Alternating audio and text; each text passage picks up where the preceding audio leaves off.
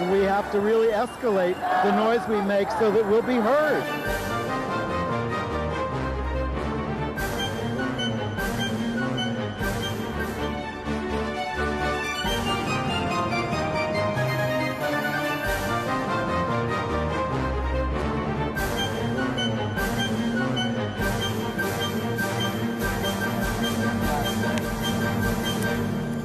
Welcome to Gay USA. I'm Andy Hum. I'm Ann Northrup. Happy holiday season. Get closer to the big red guy. Yeah. And New York State's LGBT lobby group is celebrating by folding its tent. And activists are crying foul. Interesting positive result at the U.S. Supreme Court, which is letting an Alabama lesbian mom maintain her parental rights for the moment. Marco Rubio has promised to appoint Supreme Court justices who will overturn the right of same-sex marriage. Well, we'll see how far he gets with that. Well, gay activist George Zander, 71 years old, of Palm Springs, California, has died just weeks after being severely gay-bashed on the street.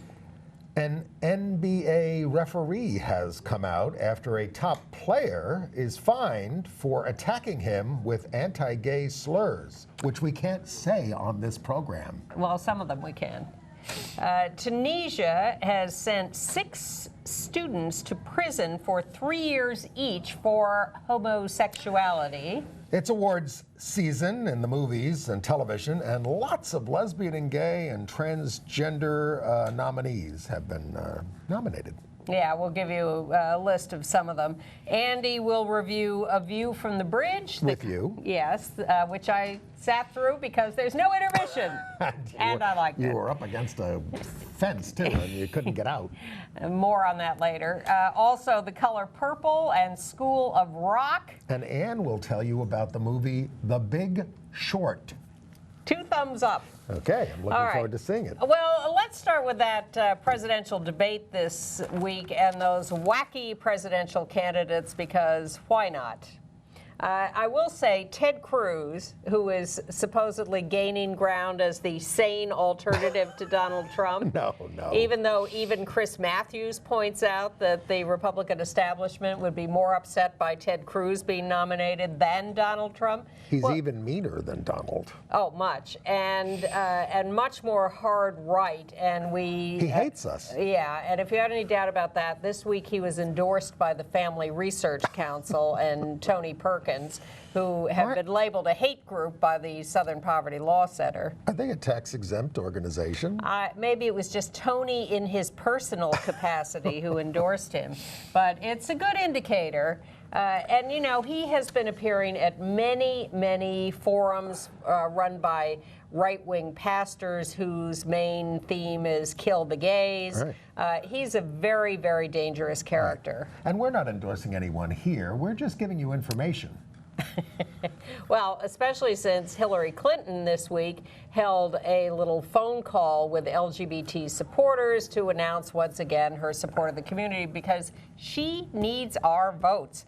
And so she once again endorsed the Equality Act and open service for transgender military members, and trying to end violence against transgender people. But then the next day, she's on the stage with Garrison Keillor, who stepped in it a few years ago with his anti-gay comments, which he, you know, gay people shouldn't be parents, which he said was really just a joke. Really has lots of gay friends. And everybody on the internet said, what a terrible thing. And I said, well, we should probably have a demonstration in New York because he's speaking at Town Hall. And nobody showed up except me. You showed up. And I passed out leaflets, and he made comment about it from the stage, and all the liberals going in to see him didn't like it. Yeah, but we were not discussed at the debate, which I found actually kind of horrifying and boring at the same time.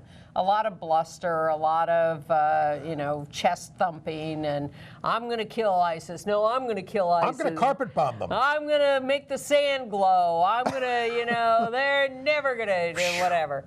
It's actually very disturbing and very frightening. I am frightened of these Republican presidential candidates, except Rand Paul. who's the only one who says, well, you want World War III, here's your candidate, pointing to Chris Christie. But they are frightening. But the most direct reference to us this week was a new ad from Marco Rubio, who I now call Jughead. I defy you, once you pay attention to this, not to be fixated on his ears. We shouldn't criticize people over their appearance, but now you will not be able to take your eyes off his ears. Exactly. Because that's what happened to me. So he was, first of all, he was on one of the Sunday shows and was asked about his anti-same-sex marriage stance and his opinion about the Supreme Court ruling.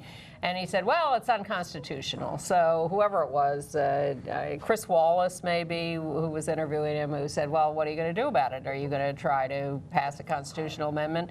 And he sort of dodged the question. And Wallace, or whoever was interviewing him, to his credit, kept after him. And Rubio's answer was, I'm not going to try for a constitutional amendment because that would legitimize the decision. Well, that is a novel dodge. But what I am going to do is appoint judges who are going to overturn that because, you know, this decision is not set in stone. Well, it was a 5-4 decision. It can be changed. The sodomy decision wasn't set in stone when it was first, Lawrence issued v. Texas, in 1986. It was overturned 17 years later by a better Supreme Court and a switch of a vote, actually. But it was a 5-4 decision. If we lose any of our 5 and a Republican gets to appoint the replacement, unless they make a mistake, as they sometimes do, we're screwed. Thank heavens, yeah. Well, let's take a look at Marco Rubio's new 30-second campaign ad and parse that. This election is about the essence of America, about all of us who feel out of place in our own country, a government incredibly out of touch, and millions with traditional values branded bigots and haters. This is about wages growing slower than the cost of living, a generation drowning in debt, and a president humiliated by Putin, Iran, and Islamic jihadists. I'm Marco Rubio. I approve this message because this is about the greatest country in the world and acting like it.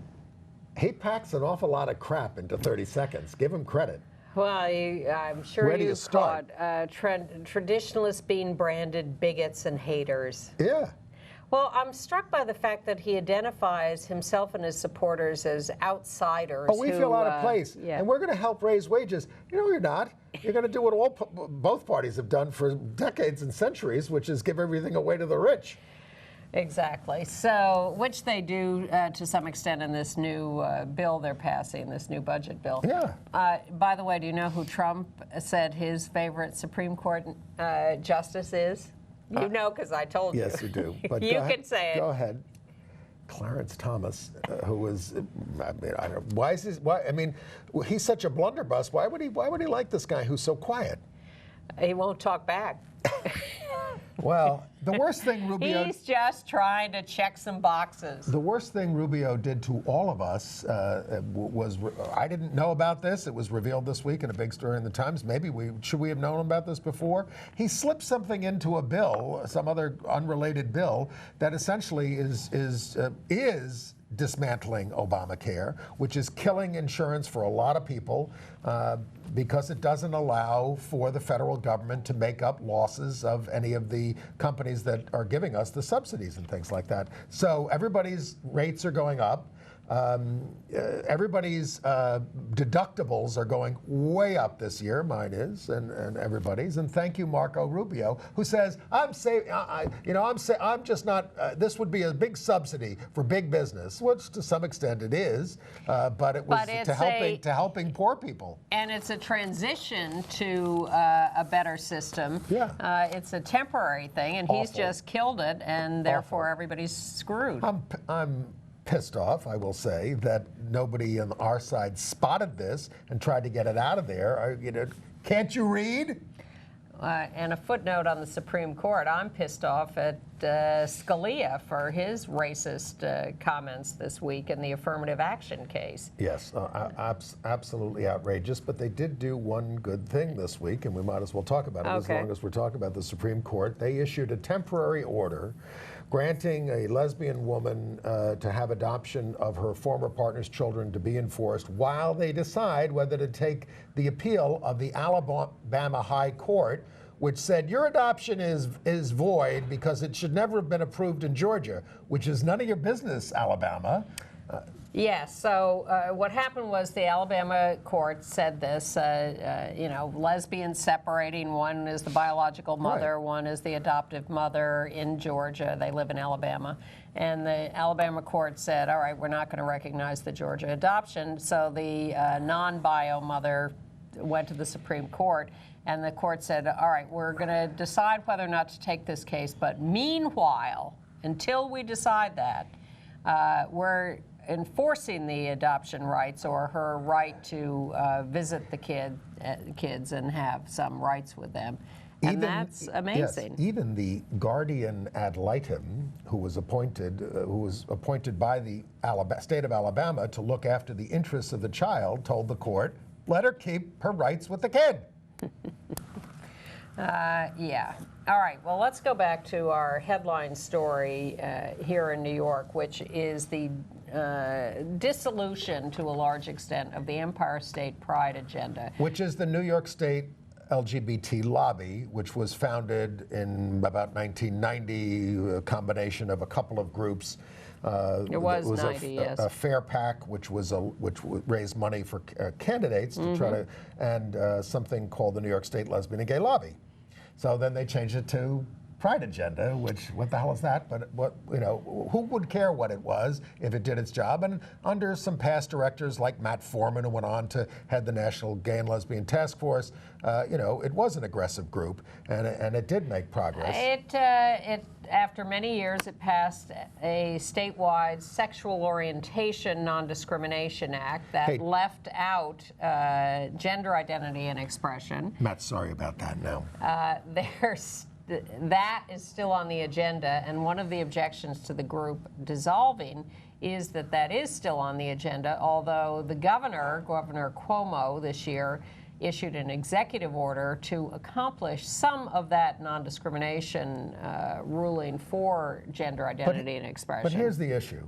Even if you pass all that stuff, if you want to call them the major bills or the major goals, I mean, you always need a group that is watching Albany, trying to do better. Look what they do in California. They've passed hundreds of bills in California, and they've actually doubled the budget of their group, even though you would think they've got most of the major issues, and they're getting more.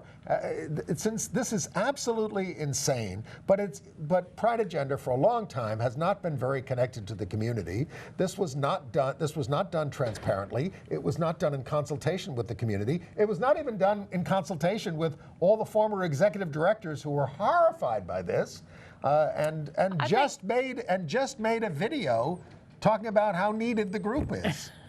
Absolutely. I think people have mixed feelings about this. On the one hand, I think everybody thinks we need a statewide political group to keep the pressure on the state legislature to lobby and press for any number of things on the agenda, whether it is gender identity non-discrimination, or an end to conversion therapy, passing and allowing gestational surrogacy. Those are some of the things Brad Hoylman mentioned. We're very far from integration of LGBT issues in schools.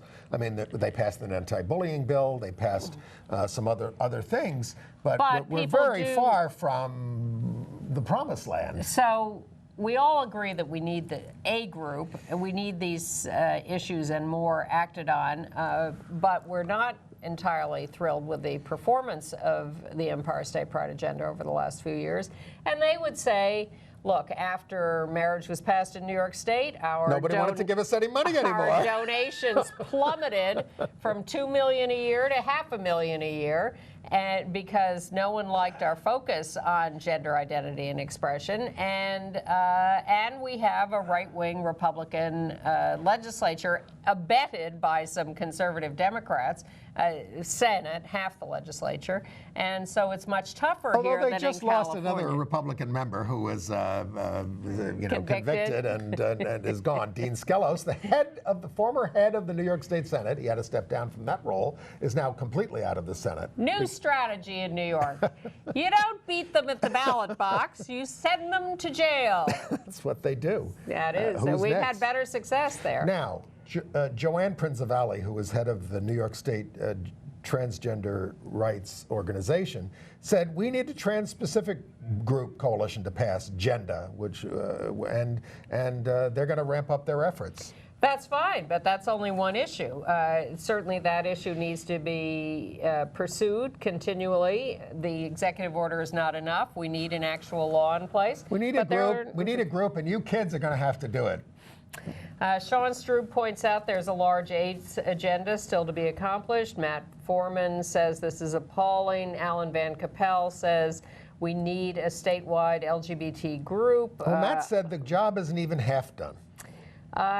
Alan said that the things are not being followed up on or enforced, even the laws that have been passed, right. And that health and medical issues, for instance, are woefully underfunded for the LGBT community, and that ESPA was too bipartisan.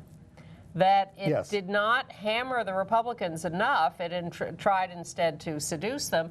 And in fact, the one part of ESPA that remains alive is the Political Action Committee, which donates to candidates in an attempt to convince them to be on our side. Every time they elect another Republican, they block the agenda. Now they would say, well, the bills that we've passed have been passed under a Republican Senate because that's what we've had most of the time. In New York State, folks, a Republican, because that's the way the governor likes it. It's true. It's true with marriage. It's true with sexual orientation. But it's taken an enormous amount of time to do these things in New York. Well, of course. And of course we should be trying for another legislature, but they're not wrong to point out that they have had to enlist Republican help on I don't think bills. they should be close. I don't think they should be allied with a party. I think they should just be aggressive on behalf of LGBT rights and AIDS issues and other social justice issues. Yeah, there's We're always asking for support from unions and from everybody else. In this state in particular, we got help from the Black and Puerto Rican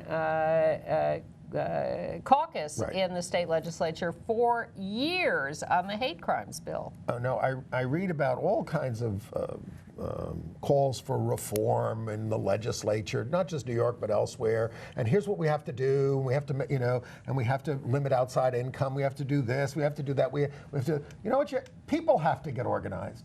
If you don't have an engaged electorate, an activated electorate, you're not going to get anything out of any legislature. It's not just done by professional lobbying. National, state, or local. Right.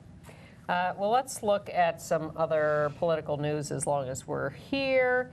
In Indiana, the Indiana Family Institute, which is the right-wing group, and the American Family Association of Indiana have filed suit. They are trying to overturn the mediocre fix on the Religious Freedom Restoration Act that we accomplished last year. And they're also claiming that the city-by-city non-discrimination laws violate their religious and speech freedoms. They're unconstitutional, they say. And they've got the governor, Pence, who's a right-winger, trying to do a horrible bill supposedly on LGBT rights, which would actually limit our rights. Well, yes, because it would forbid local laws that don't have broad religious exemptions. But I'm happy to say that Anderson, Indiana, their city council has just adopted a sexual orientation and gender identity and expression non-discrimination law. But watch out for that state law. In Anchorage, there's a dispute over the ballot language. The opponents say spelling out what the referendum would actually do is an attempt to sway the voters against it. Yes, it is. They want something vague on the so that they can say what it is. Yeah, and Jacksonville, Florida still hasn't decided whether or not to hold a vote on transgender rights and bathroom bill stuff. I'm very interested in this other thing that happened in Florida, the Festivus poll in the state capitol rotunda. Yes, this is not a P-O-L-L, this is a P-O-L-E. This is a specifically gay Festivus poll. Festivus for the rest of us from Seinfeld. Yes. This is equal. Somebody went in there and said, this is our religious celebration of the holiday. We are constructing a 6-foot 6-inch pole of empty beer cans at a disco ball. Good. Because if you go to New York and you're right around the Plaza Hotel there, they have a big menorah, first of all. So that upset the Catholics. So the Catholic League has a creche, a nativity scene, big, with a big Catholic League sign, which is appalling. Why don't we have a Festivus pole here? That's it. We'll do it. And Please. And of course, to celebrate Festivus, you celebrate it from December 23rd to 28th with an airing of the grievances and feats of strength. I believe in the separation of church and state, and I wish they'd just get rid of all of it, and you just want to practice your religion, you go right ahead. Yes. But you were talking about transgender rights, and the Williams Institute has a survey that says they've done a survey of surveys and say that 2/3 of residents in every state support transgender inclusive employment protections, which doesn't seem to pan out when people go to the voting booth. Which is why they say you actually have to reach a level of 81% declared support before you could actually expect to pass something at the ballot box. I think that's actually a very smart analysis. Okay. But here, back to New York State, in Hamburg, New York, which is in Erie County upstate, the schools very easily agreed to let transgender students use the restrooms and locker rooms for their lived daily gender identity. Other upstate counties are considering it because there is a Dignity for All Students Act law Anti-bullying law. in this state passed in 2012 that mandates no discrimination. And they say, the Hamburg, New York school says they've had 15 years experience with transgender students, about 3 to 5 a year, and they're cool with it, and they have no problem, and they very easily passed a non-discrimination law. Yet more and more, the march of mostly Christian universities to get out of Title VII continues. Carson Newman in Tennessee won the right to, a Title IX exemption, and to ban pregnant students, women who have had an abortion, single moms, LGBT people, or anyone who does not fit their religious ideology. We don't intend to get rid of anybody, they say, but we just want the right to. Our lawyer recommended it. We're Southern Baptists. We don't discriminate, but he thought it would be a good idea if we just protected ourselves and gave ourselves the ability to discriminate against all these people.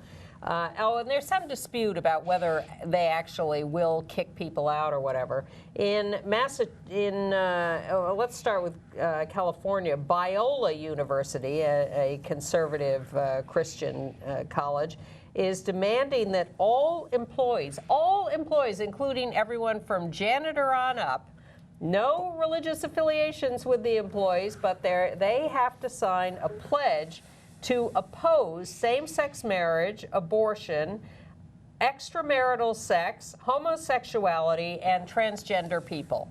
And if they don't sign the pledge, they're out of a job. Well, some of the Catholic schools have done this, high schools have done this as well with their staffs. Well, there's a novel approach to dealing with this, though, because this has been snowballing at every level, from elementary schools to high schools to colleges. So Yeah, here's a novel approach. Don't go to the school that's a thought. and poison your kids' minds. But it's very upsetting and confusing to think that all these institutions can fire teachers, refuse students, fire janitors, do whatever they want, all the while taking federal money for scholarships, research grants, whatever. These are... As we reported last week, the city of New York just gave $20 million to anti-gay schools and put no strings attached on it, which they generally do when they give you a social service contract. They say you've got to serve the whole city and you can't discriminate in hiring, including on the basis of sexual orientation, but they're not demanding it anymore. If you are using public money, you should not be able to discriminate against parts of the public. Well, we've let that get away. Well, here's an approach to dealing with this, finally. Someone is trying to maneuver this. Gay and lesbian advocates and defenders, the Boston legal group, which had the original wins on marriage, and very smart, Mary Bonato. She argued before the Supreme Court in the Obergefell case. So there's a case we've talked about where a guy named Matthew Barrett was hired by a Catholic high school, Fontbonne Academy, about 300 yards from where my parents used to live in Milton, Massachusetts. He was hired to be the food services director. And in filling out his employment application, he was asked for, who should we notify if there's any problem? And he puts down a name and says, my husband. And they say, employment offer rescinded. Because we are a Catholic institution. And even though you're the food services director and you're not lecturing the kids, if anyone found out, we would be humiliated. So GLAAD has been defending him in suing the school or challenging this. And here's their new argument. Because the school says, to have an openly gay teacher is a scandal. Interferes with our ability to have an expressive attitude, a certain tenet for our religious feelings, and that interferes with that. So GLAAD is now arguing that sexual orientation is a status, not an expression, and that a religious school should not be able to fire personnel merely on the basis of their status. Well, and that is an interesting argument. It is. Of course, they're going to say, okay, you are gay, so we're not going to fire you over that, but you've expressed it because you have this relationship. You have this relationship with your husband. Well, in fact, that has been the case in many schools, that their status as gay and even partnered has been known among the management. And only when they get married or post it on Facebook or something do they get fired. So we'll see how this plays out. GLAAD, Gay and Lesbian Advocates and Defenders, has another case in the Eastern District in federal court where they heard arguments on the transgender exclusion in the Americans with Disabilities Act. This is the case of Blatt versus Cabela Retail. This is brought under Title VII, which is sex discrimination, and the ADA, because they're refusing this Cabela Retail to reasonably accommodate her. And GLAAD and the Transgender Rights Project are suing over that. Okay. Should we talk about some violence news before we get to some better news? All right. Well, we really want to note with great sadness the death of gay activist George Zander, 71. There he is. 6 weeks after a brutal anti-gay assault. There's just walking along with his partner, husband. Yet the cause Palm Springs, California. The cause of death is unclear. He died December 10th in the arms of his husband. It was his husband, Chris Zander. He was the regional field manager for Equality California. He chaired the Desert Stonewall Democrats for many years and the King County Democrats up there when he lived in Seattle. There are 2 suspects in the alleged in the assault who are in custody, but such a tragic ending to this horrifying incident. And a gay couple was attacked in Long Beach, California. Gaybashed on the street, attempted robbery, stabbed, hospitalized, just a vicious attack out of nowhere. They were trying to rob them, shouting homophobic and racial slurs. It was an interracial one of them had a stab wound to the torso, puncturing his lung. And a domestic violence incident in El Paso, Texas. Daniel Mendoza, 25, was murdered by his boyfriend, Jesus Morales, 23. They had a fight in their car, and Jesus ended up killing Daniel. Now we have a picture of Kimmy Hartman. We've told you about her before, in Brooklyn, 29. She's a survivor of an anti-trans violence in October 2014. And at this trial, Kate Barnhart, who worked with her at New Alternatives for Homeless LGBT Youth, said she is still unable to speak coherently after her head was bashed in by these assailants. The case is versus Marshawn Sans, 26, who faces up to 25 years in prison. Kate said that Kimmy was very sophisticated before, loved drawing, was into the performing arts, and now has trouble communicating at all. By the way, U.S. Attorney General Loretta Lynch issued guidelines this week to local law enforcement on how to deal with domestic violence and violence against both women and LGBT people. Basically telling the police, you know, you got to respect these people when they come to you with complaints. You can't disbelieve them, you can't reject them. You have to treat them with respect, take reports, investigate them, and follow through. Right. In Philadelphia, the trial of a woman in 2014 anti-gay attack, Catherine Knott, K-N-O-T-T, who's the daughter of a police chief, local police chief in Bucks County, I think. She's 25, is underway. 2 co-assailants took pleas and got 3 to 5 years.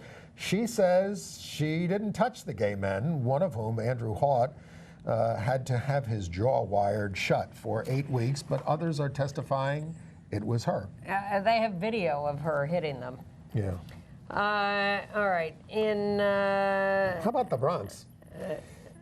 Okay. Well, parishioners there are suing the pastor, well, he's now the former pastor of St. Francis de Chantal, a parish there in Throgsneck, the Reverend Peter McGelly, and the Archdiocese for stealing $1 million from collections for use in bondage scenes, illicit drugs, and vacation homes.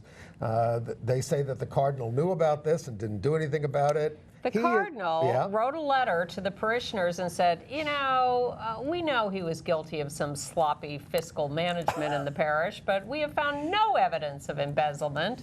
Totally did not talk about hiring the guy for S&M sex. So it's interesting that the cardinal has chosen defending the archdiocese over condemning the man. Father McGelly was very right-wing. He condemned homosexuality, single moms. Did he? Yes, he was very anti-gay. While leading a very gay life, according to the parishioners. Isn't that sad? All right. In Rockland County, New York. There you are. You get there eventually. It's a circuitous route. Lawsuits have been filed against a women's softball coach at Nyack College who has been fired, claiming that he harassed and assaulted softball team members as lesbians. He went after them, he outed them, he harassed them. He's a bad guy. Well, staying in sports and staying in New York, Derek Jeter, the Yankee star, is being sued for $30 million by TMZ Sports, an underwear company, because they said he was concerned that the brand would become too gay, and he did not want it marketed to gay men. Jeter says this is categorically untrue, but that's in their suit against him. Oh, another violent story. A Howard Stern regular, cross-dressing Elegant Elliot, was assaulted in September attending services at Chabad Lubavitch in headquarters in Brooklyn by several Hasidic men shouting anti-gay slurs. This week, he was passing the synagogue again when one of his previous assailants assaulted him again. I saw his, there was an online video. He's not gay, he's just a cross-dresser. Yeah, I'm straight. I jog several miles a day in pantyhose and women's lingerie. Right. He's a very provocative type. That doesn't excuse anybody beating him up violently, but that's and threatening what he does. To cut off his schmeckle.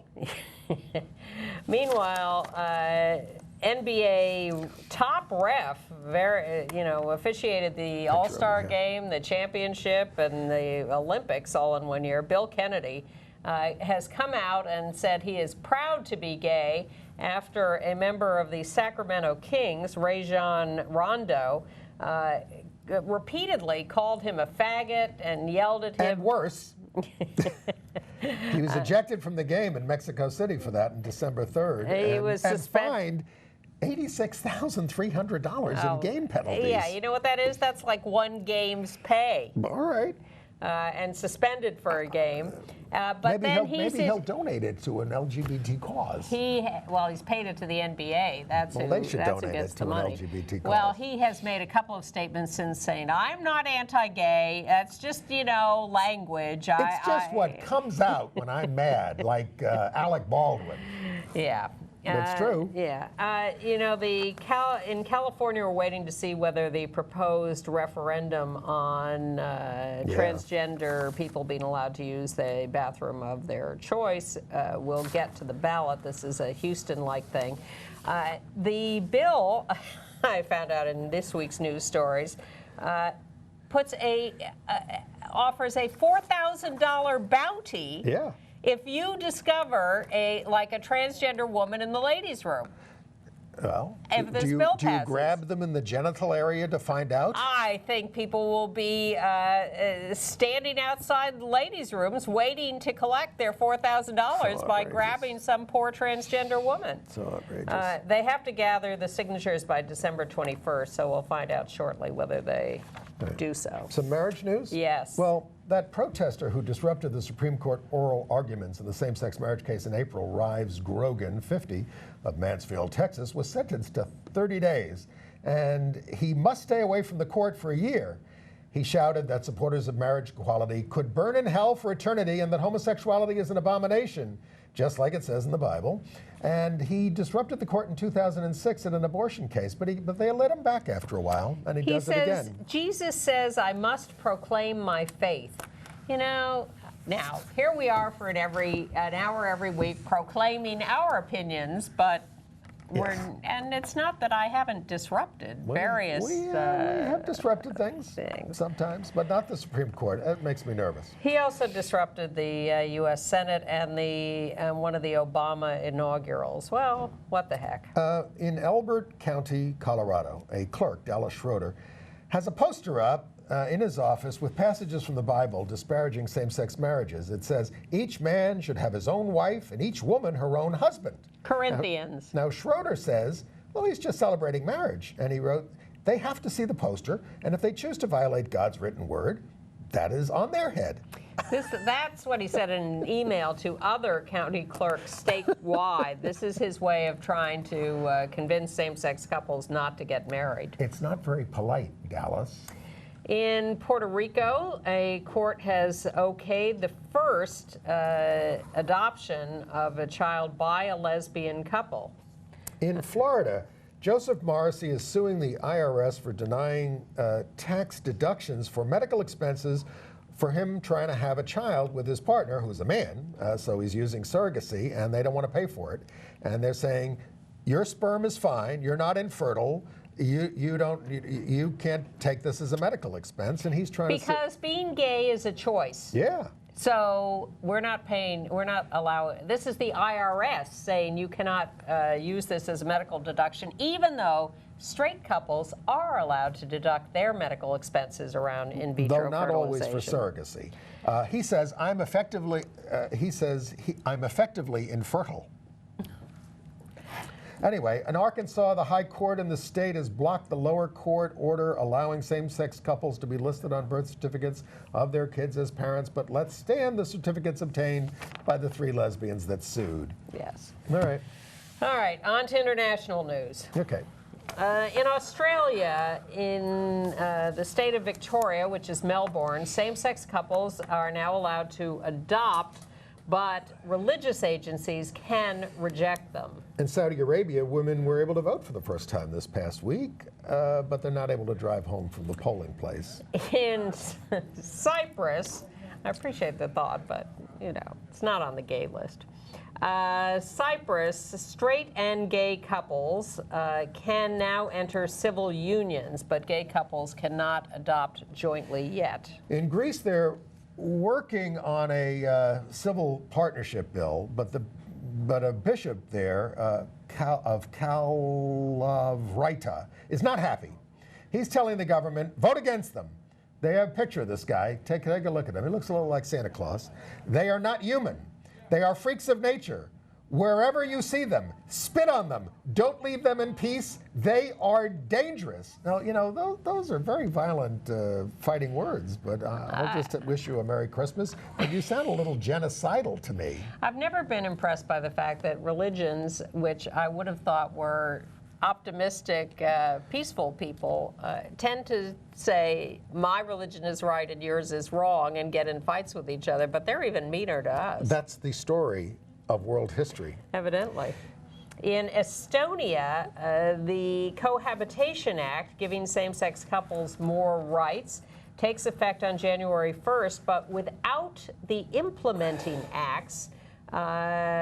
So that means that there is going to be a lot of confusion about it because there are some contradictory things in the Cohabitation Act. They had a huge debate about it, but the implementing acts were not passed. Well, you know, they had an Arab Spring, but it wasn't for us. In Tunisia, the court sentenced 6 students to 3 years in prison each for homosexuality, which is the maximum term, and banned them from central Tunis for 5 years. And to undergo anal exams. One got 6 months for having offensive videos on his computer. Amnesty demanded their release, and they said banishment is a medieval penalty. Don't do it. In September, the Justice Minister did call for scrapping the sodomy law, and he was sacked as a result. Yeah. We're expecting results on Sunday from the referendum in Slovenia to repeal the marriage law passed there. But 20% of the electorate must vote for the results to be valid. Or vote against it. Yeah. And Denmark, the out-gay ambassador, our out-gay ambassador to Denmark, Rufus Gifford, 41, is the star of a TV series there. It's called I Am the Ambassador from America. It's a hit since 2014, and it won the equivalent of the Emmy. He says there's too big a gap between the people in power and those we serve. Amen to that. In Finland, staying with the Scandinavian area, a member of parliament has registered his partnership with another man. Now, he spent a long time denying that they were a couple after there were pictures of them together at various events. Oh, no, not us. But now that he has come out and registered his partnership, he's very happy to find that the public is for them and being positive. Now, he voted against same-sex marriage. And he's not sorry about it. No, he would do it again. Well, it was a close vote, and we won. It was 105 to 92. He says he was worried that to pass same-sex marriage would cause trouble for the state religion, the Lutheran Church, put them in a bad position. I don't think that's a good enough excuse. Marriage for same-sex couples does not take effect in Finland until 2017. In Baja, California, in Mexico, the Catholic bishop there is under fire for telling people that LGBT people should be respected and appreciated, not discriminated against. And in Tabasco, Mexico, the one place where it was legal, they have now banned surrogacy for foreign couples and gay men, Mexican gay men. What happens is that for gay couples, gay men most frequently, to hire a surrogate to carry a child for them can be extremely expensive, and in New York State, illegal. So people will go all over, and Mexico is the place that was convenient and cheaper, and so gay men would go to the one state in Mexico where they could do it, and Tabasco has now canceled that and forbidden it. Better news from Bangladesh, where the first third gender candidate for public office is running. Dithi is 48, a member of the Hijras, how do you say that? Yeah. Community, running for reserved female ward councillor in Kalarora. And did we do Guernsey last week? No. The government voted 37-7 for same-sex marriage. It's a British Crown dependency in one of the Channel Islands. And what's so cool about it is that they were offered the option of doing civil unions, and they rejected that. Yeah, we'll do let's go the whole hog. We want the whole marriage thing. And Costa Rica, where they've been back and forth on marriage a lot, that looked like they were going to approve it, but then it never took effect, and it's been a mess. Activists, local organizations, and legislators are starting over on a push for same-sex marriage. In the Miss Galaxy contest, Jossie Yendel, 26, was excluded at the last minute because they found out, because she was born male. She said she mentioned it on her application. She had been selected to take part in the grand final. She says, I didn't transition to be transgender. I transitioned to be a woman. Of course. And the Vatican. You remember that they've spent the last 2 years doing their long synod on the family, and we went back and forth on being hopeful about it, and then finally the final report came out, and it turned out they didn't like us after all. Now you can read the whole report of the Synod on the Family in English on the Vatican website at vatican.va. It sounds like a vacation site. Vatican or the Veterans Administration. Yes. Meanwhile, Senator Dick Durbin of Illinois, Democrat, has sent a letter to the Pope complaining about the cardinal in the Dominican Republic who's been calling Ambassador Wally Brewster, the out-gay U.S. ambassador to the Dominican Republic, a faggot, and saying he should go home and be a wife to his husband. And Durbin wrote to the Pope and said, hey, are you going to say anything about this? This is outrageous. Yeah, it is outrageous. It is outrageous. Well, but the Vatican lets our people be fired from their jobs in Catholic institutions all the time and also says nothing. Yeah. So they must like it. Well, read the report of the Synod on the Family, and you'll see exactly what they say, which is all this stuff about, the only real relationship is marriage between a man and a woman. Yeah. All right, AIDS news.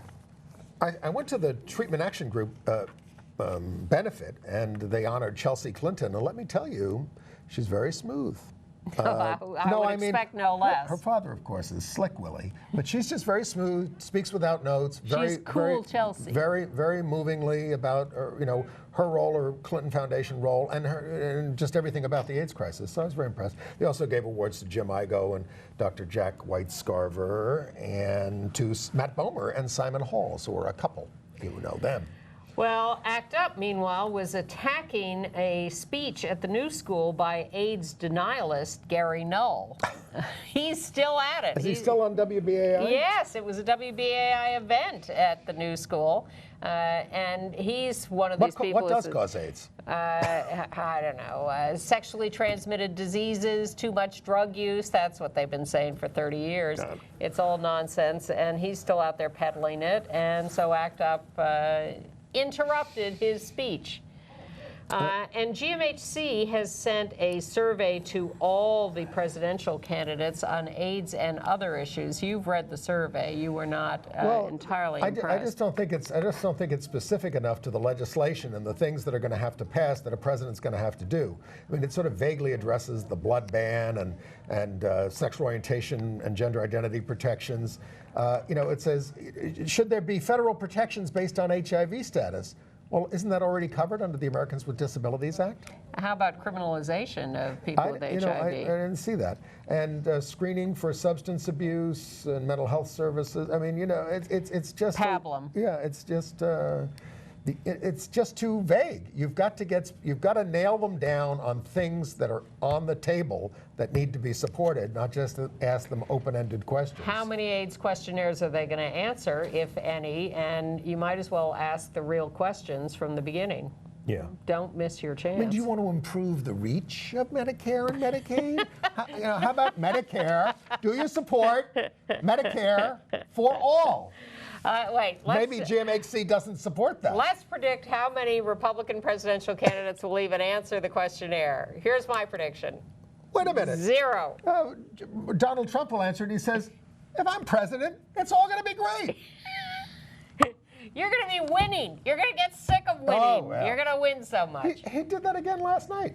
He knows a winning line. And the fact is, much as we have contempt for his repetitive use of those lines. There are new audiences for that every time. There are people who haven't heard that. And thousands of people show up to hear this stuff. And we'll see what his poll ratings are next week. It's scary. Very scary. Very really scary. scary. It's very depressing Seriously, living in the country these days. It was nice to see Ted Koppel go on TV and said, Donald Trump is the guy who was helping ISIS more than anybody in this country. He's not the only one who said that. But what I keep trying to remind myself is we're depressed and horrified by all this because the Republicans are the ones who are having the most debates, have the most candidates. When it gets down to it, they're really, I hope, a smaller part of the electorate. And the fact that they are dominating the airwaves these days is just network entertainment But all there need to value. be is just a couple of more terrorist attacks, and the turn to fascism will be quick. Let's move from that to entertainment news. Let's take a view from the bridge. That old Arthur Miller play, which has been given a new twist by out-gay director Ivo Van Hove, who is, I think, redeemed himself somewhat with this production, because I've not liked a lot of his past work, because he always deconstructs things. You and I There's, get the picture back. We got Mark Strong there. Before we who's get the into lead. the substance, you and I discussed going to see this. I said, I hate Arthur Miller, you hate the director, let's go see the play. Yeah. And we both liked it much more than we expected to. And of course, it's got a little gay sub-theme because the lead character, is it Frank Carbone, played by Mark Strong, he's jealous that his niece, who he's in love with, is being courted by an Italian immigrant who's staying with them, played by Eddie Carbone. Eddie Carbone, but played by Russell Tovey, who is out gay, Rodolfo. an out gay actor playing Adolfo. Well, I would just say that there was a lot of ambiguity in it. It is easy to say he's in love with his niece, but in fact, his very eloquent defense of his objection to her relationship with Rodolfo is very convincing and not about his being in love with his... Oh, it's a little creepy, come on, and incestuous. I think Miller wanted to write Miller wanted to write a kind of a Greek tragedy here. I think what he wrote, and I have not been an Arthur Miller fan for the most part, is something that is ambiguous. And what I appreciated about it was that I kind of bought into everybody's point of view, and the points of view are very clashing and mutually exclusive. So it's very interesting to see them go at each other when there are ambiguities there. I hate to betray my sex, but to me it made me think about why men cause so many wars. Well, that too. But I did. In a domestic drama. I more admired the play than loved it. It hit me on an intellectual level more than an emotional level. And it's very stripped down. It's very intense. And we were sitting on the stage because the play takes place in a square area, almost a boxing ring, you might say. But they built grandstands on each side, and we get to the theater and present our tickets, and they say, "Oh yes, you're up there on the stage." Turn your cell phone off. Really? On the stage? But Yep. it turned out to be a great way to see it. It was. What else did I see this week? Well, I saw School of Rock, which was a kind of a charming Jack Black movie, if you remember. Yes, it was. But now let me try to understand this. This has been transformed. This has been written as a musical by Andrew Lloyd Webber, of all people, and Julian Fellows, who writes Downton Abbey. Now, this is about a group of school kids who are kind of uptight and become rockers, led by the Jack Black character. It's kind of formulaic and it's fairly witless, but it does include a gay kid. Who was not himself stereotypical, but he's devoted to fashion and Barbra Streisand and things. It has its heartwarming moments, but as I said, fairly witless. And bring earplugs. If you're sensitive, like me, I'm a sensitive person. All right, and the last thing I saw was The Color Purple, which is from the Menier Chocolate Factory, a little theater that gives us all these Broadway hits, directed by John Doyle. Cynthia Erivo. Revival. Yeah, Cynthia Erivo as Celie is outstanding. Not enough Jennifer Hudson as Shug in the play. But she was good. Danielle Brooks, yes, as Sophia was outstanding. It's better than the original Broadway production and several rousing numbers. And it spotlights the lesbian theme more than the movie does. Really Interesting. does. Well, It adds a lot of depth to that. Spielberg really tamped down the lesbian theme from the book. The book is wonderful by Alice Walker. You should start with the book. And A lesbian. the movie, yes, or bisexual. Oh, right. Sorry. And Steven Spielberg really homogenized the whole thing, much to my disappointment. So I'm happy to hear the revival's better. Yeah. I got a note from a viewer which intrigued me. We did not catch the Wiz live performance Sorry on about TV. that. I meant to DVR it, and I forgot. I'm not sorry I missed it, but Queen Latifah played the Wiz. Behind the curtain, manipulating everyone. Behind the curtain, that's appropriate. Yeah. Well, this is exactly it. A viewer wrote to me to tell me what we'd missed, which is the Scarecrow saying to Queen Latifah as the Wiz, "Now that's a fine way to be, locked up in some fancy prison lest someone finds out who you really are." And that would have been worth watching the show. Well, Queen Latifah got a Golden Globe nomination, didn't she, for Yes, Best she Scene? did. And a SAG-AFTRA award nomination. Let's talk about For the nominations. Bessie on HBO. Lots of LGBTs kind of Another stuff. confusing production where she plays a lesbian and still won't talk about her own life. Well, if you're interested in how LGBT issues and people fare at these awards, and Golden Globes, big nominations for Carol, Eddie Redmayne in The Danish Girl, Kate Blanchett and Rooney Mara for Carol, Lily Tomlin for Grandma, and on TV, Jeffrey Tambor in Transparent, which I still haven't seen because you got to order it on Netflix and right. And then Lily Tomlin is also nominated Amazon, I think, is Transparent. Grace and Frankie. Uzo Aduba on Orange is the New Black, Judith Light in Transparent, and Alan Cumming in The Good Wife. And then the SAG-AFTRA Awards, anybody else added in there, but it's a similar kind of a grouping. I also have a viewer who's looking forward to the Bette Midler, Goldie Hawn, and Diane Keaton not sequel to First Wives Club, but a new thing where they play a singing group. And if you're watching HBO right now, that documentary on the New Yorker cartoons is out called Semi-Serious. I liked it. I mean, I was a little distracted. Interesting people. Interesting people. A lot of who make those cartoons. Nobody does it like them. I did see The Big Short, the big movie about Wall Street and the mortgage crisis. It is fantastic. Christian Bale. But Steve Carell is really the one who blows your socks off. And he's terrific, and the movie is terrific. And what I really noticed was how packed the theater was. I saw it at I went last weekend, opening weekend, but I went at 2 o'clock in the afternoon on a gorgeous Saturday thinking no one will be in the movie theater. It was packed, and when we came out of the 2 o'clock show, there was a line around the block for the next show. And I really enjoyed it, and I think you will too, and I think people are still desperate to know what happened and who to blame, and this one is really explicit, so I recommend The Big Short. Well, we're out of time for my top 10 Theater of the Year list, but it is headed by Fun Home for the past year, which has already won the Tony. And has recouped its investment. Yeah. How about that? Good to hear. So thank you for tuning in, and I will not be here next week. Chris Cooper will. Yes, he will, and I'll be here next week. And in 2 weeks, a transgender special. Yes, and we'll see you then. Bye-bye.